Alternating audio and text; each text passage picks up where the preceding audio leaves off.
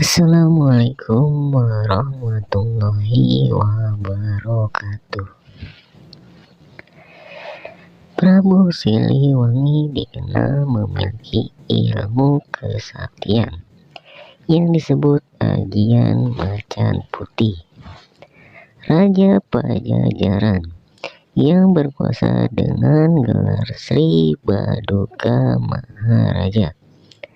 Sri Baduka Maharaja tersebut memimpin pada masa keemasan Pakuan, kurang lebih lamanya sekitar 39 tahun, antara 1482 hingga 1521 Masehi. Adapun sejarah tentang Prabu Siliwangi. Prestasi Batu Tulis menuliskan bahwa Prabu Siliwangi dinobatkan 2 kali. Pertama ketika Jaya Dewata menerima tahta kerajaan Galuh dari sang ayah, Prabu Dewa Niskala. Kedua ketika ia menerima tahta kerajaan Sunda dari sang mertua, Susuk Tunggal. Dengan demikian Prabu Siliwangi merupakan penguasa Sunda Galuh yang dinobatkan dengan gelar Sri Baduka Maharaja Ratu Haji. Di Pakuan Pajajaran Sri Sang Ratu Dewata. Secara umum,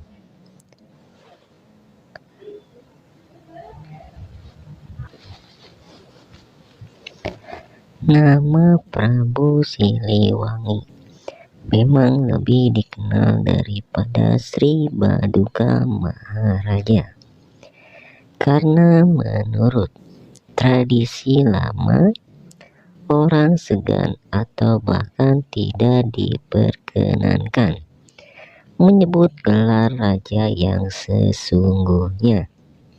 Karena itulah tanpa sengaja nama Prabu Siliwangi lebih banyak dipopulerkan, baik di kalangan masyarakat tempo dulu maupun sekarang.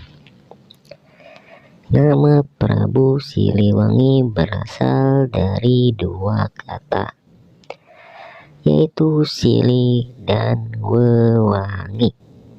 Silih artinya pengganti, sehingga makna nama Prabu Siliwangi adalah pengganti Prabu Wangi. Prabu Wangi sendiri merupakan julukan yang diberikan kepada Prabu Maharaja setelah mewangikan kebanggaan rakyat Tatar Sunda dengan prestasi dan kemasyhurannya. Semasa mudanya, Prabu Siliwangi terkenal sebagai kesatria pemberani dan tangkas maupun kuat. Bahkan beliau merupakan satu-satunya yang berhasil mengalahkan Ratu Japura sewaktu bersaing merebutkan Subang Larang sebagai istrinya. Begitu resmi dinobatkan sebagai raja, tindakan pertama yang dilakukan Prabu Siliwangi adalah menunaikan amanah sang kakek, yaitu membebaskan rakyat dari pajak, karena rakyat telah dengan tegas mengamalkan ajaran Dewata. Terus bagaimana silsilah Prabu Siliwangi? Seperti banyak yang diketahui oleh kalangan masyarakat, dari Larasantang Prabu Siliwangi bercucukan Syarif Hidayat. Pada tanggal 12 bagian terang bulan Caitra tahun 1404,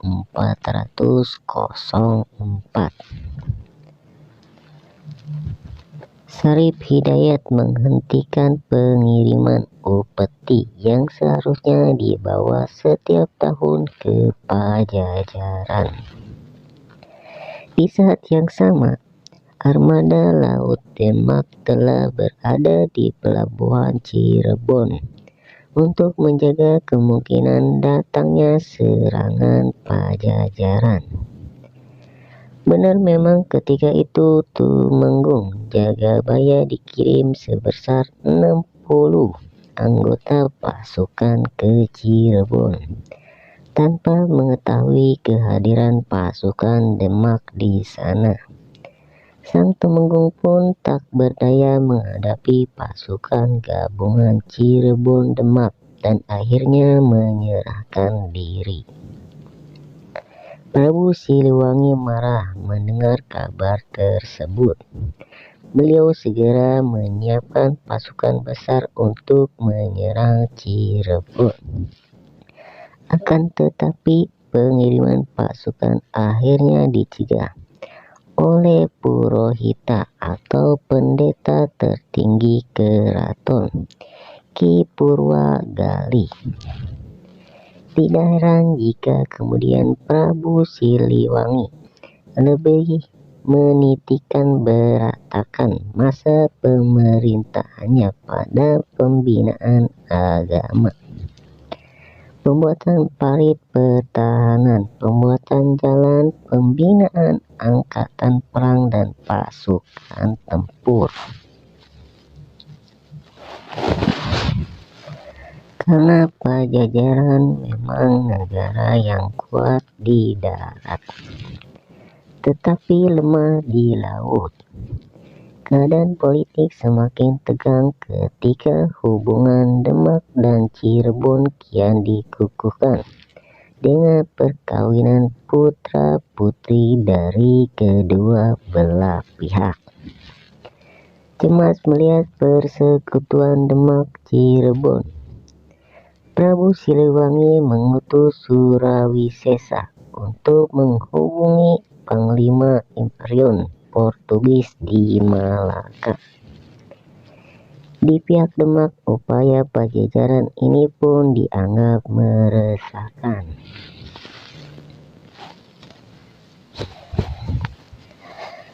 Terus bagaimana Prabu Siliwangi moksa? Baik Pangeran Cakrabuana maupun Syarif Hidayat sesungguhnya tetaplah menghormati Prabu Siliwangi, masing-masing sebagai ayah dan kakek, sehingga pada perkembangannya hubungan buruk antara Pajajaran dan Cirebon tidak sampai menjurus ke arah yang melumpuhkan pemerintahan. Prabu Siliwangi hanya kurang menyukai hubungan Cirebon dan Demak yang terlampau akrab. Bukannya kurang menyukai kerajaan Cirebon itu sendiri. Bahkan terhadap ajaran Islam pun Prabu Siliwangi tidak keberatan. Apalagi salah satu permaisurinya Subang Larang adalah seorang Muslim. Prabu Siliwangi juga mengizinkan ketiga anaknya untuk mengikuti ajaran agama sang ibu sejak kecil. Adanya perbedaan pandang dan keyakinan, namun tidak sampai menyebabkan pertumpahan darah, merupakan alasan mengapa masa pemerintahan Prabu Siliwangi sering digambarkan sebagai masa yang penuh keadilan dan toleransi. Kejujuran dan keadilan merupakan titik berat pada masa pemerintahan beliau. Tak heran jika sampai hari ini hingga bingar kebesaran nama beliau masih terasa. Meskipun ratusan tahun telah berlalu sejak Prabu Siliwangi memutuskan untuk moksa atau menghilang dari alam nyata. Sekian dari saya mengenai sejarah Prabu Siliwangi dan legenda Ajian Macan Putih. Bila mana ada kata-kata yang salah dan kurang berkenan dari cara penyampaiannya maupun cara pengucapannya, mohon dimaklumi. Sekian dari saya. Wassalamualaikum warahmatullahi wabarakatuh.